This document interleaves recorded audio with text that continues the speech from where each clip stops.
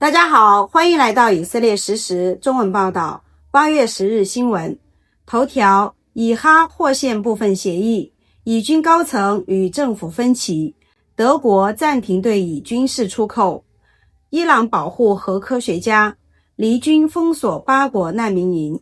国防部官方消息，总参谋长突击检验多战场应对能力。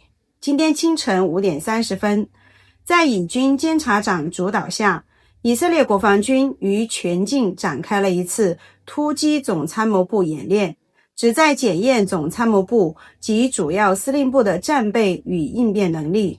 演练模拟多种真实的多战场情景，并融入了去年10月7日事件的经验教训，涉及大部分以军部门和司令部，包括特种部队。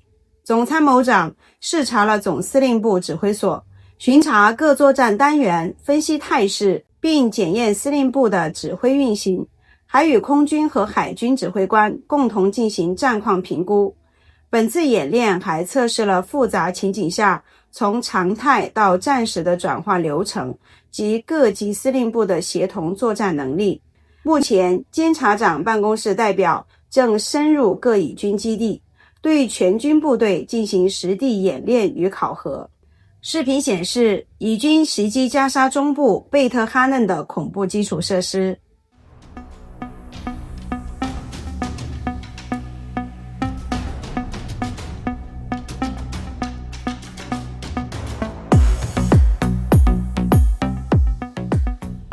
总理阐述加沙愿景。总理内塔尼亚胡表示，我们不是要占领加沙，而是要将加沙从哈马斯手中解放出来。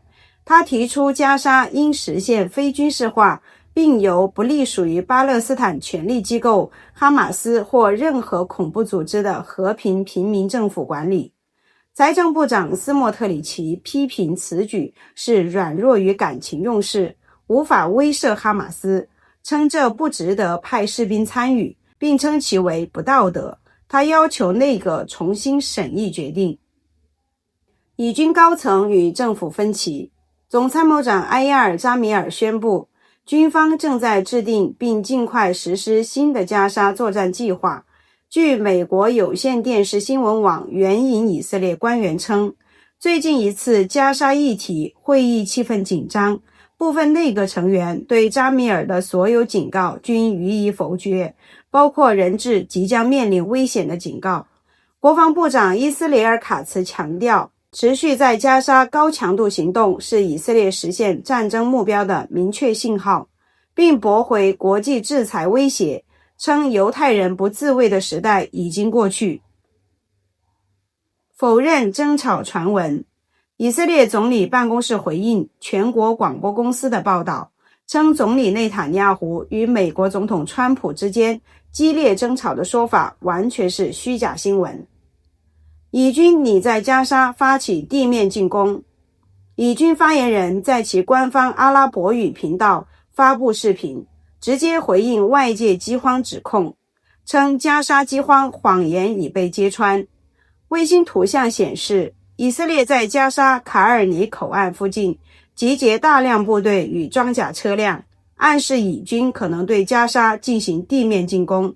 近数小时，侦察机2度在加沙西部地中海上空活动。美方评估进攻可能在数天内展开。以色列将于今日发布大规模预备役征召令，以在必要时控制加沙城。此外，以军在加沙消灭了多名哈马斯与巴勒斯坦伊斯兰圣战组织的指挥官及恐怖分子。哈马斯提出全面交换条件。哈马斯宣称已准备好达成一项全面协议，即用释放所有以色列人质换取停止战争和撤军。与此同时，巴勒斯坦各派呼吁埃及民众向拉法口岸集结，以施压以色列促使其立即开放通道。以哈获限部分协议。有以色列消息人士称，以色列与哈马斯近期可能达成部分协议。据报道，埃及与卡塔尔正与以色列及哈马斯代表进行密集的最后时刻谈判，试图阻止以军进攻加沙城。阿拉伯媒体对此予以确认。阿拉伯媒体称，谈判在巨大时间压力下进行，调解方争取在以军行动前达成协议。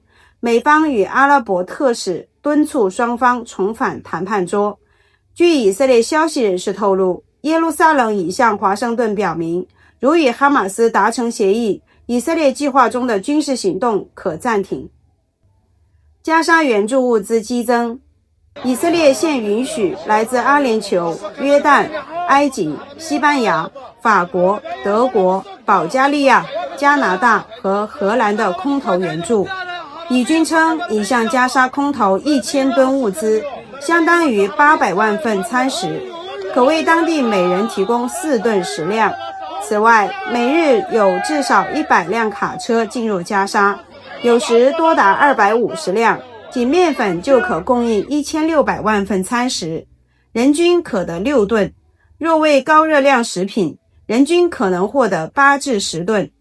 同时，至少有3名加沙居民因坠落的援助箱死亡。德国暂停对以军事出口。德国总理梅尔茨宣布暂停任何可能在加沙使用的对以色列军事装备的出口，直至另行通知。以色列媒体称，此举令人担忧。以军空袭消灭真主党成员。以色列国防军称，昨日在黎巴嫩南部艾纳塔的空袭中，消灭了一名真主党拉德万入侵部队情报指挥官。分析称，外界关注真主党将保持沉默多久。真主党暗杀计划与爆炸事件。阿拉伯消息来源称，真主党计划在决定解除其武装后，立即暗杀黎巴嫩政府高级官员。巴勒斯坦解放人民阵线行动部负责人昨日在无人机袭击中被消灭。此外，黎巴嫩军队在提尔一处真主党设施处理弹药时发生爆炸，6名士兵身亡。黎军封锁巴勒斯坦难民营。黎巴嫩军方突然关闭通往境内最大巴勒斯坦难民营艾因赫卢维的所有检查站和道路，并在贝卡谷地、贝鲁特南郊、达西耶区及南部边境地区广泛部署检查站。随着黎政府推进解除真主党武装，真主党及阿麦勒支持者称，黎政府为犹太复国主义占领的政府。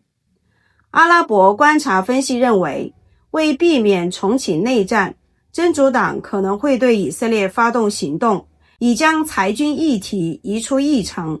他们不打算解除武装，尤其不会放弃战略武器。沙特威胁冻结对黎投资。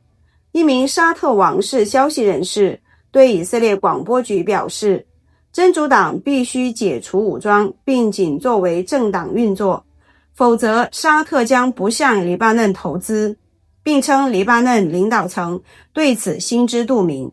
沙特同时向黎巴嫩传递信息，拆除真主党武装是沙特投资的前提条件，并要求贝鲁特领导层全力推进。阿巴斯考虑单方面建国。有消息称，巴勒斯坦权力机构主席阿巴斯，又名阿布马赞，正考虑单方面宣布承认巴勒斯坦权力机构为独立国家。阿拉伯媒体报道称，他可能会在下月联合国大会期间宣布将巴勒斯坦权力机构转为国家。美国务卿批评承认八国。美国务卿卢比奥表示，与哈马斯的谈判在法国总统马克龙单方面宣布承认巴勒斯坦国的当天破裂。他认为此类象征性举动实际上增加了促成和平与达成协议的难度。美驻阿联酋大使馆发出安全警告。美国驻阿联酋大使馆建议美国公民避免前往与犹太人及以色列社群相关的场所，包括礼拜场所。伊朗动态。伊朗最高领袖高级顾问瓦拉亚提表示，伊朗坚决反对解除真主党武装，称这是永远不会实现的梦。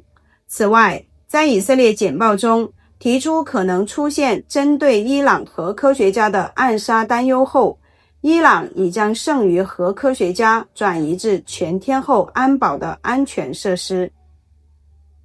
俄无人机工厂遭袭，外媒称俄罗斯已建成大型工厂生产伊朗设计的见证者136自杀式无人机，无人机 90% 的零件由俄方制造，此举引发了与伊朗的紧张关系。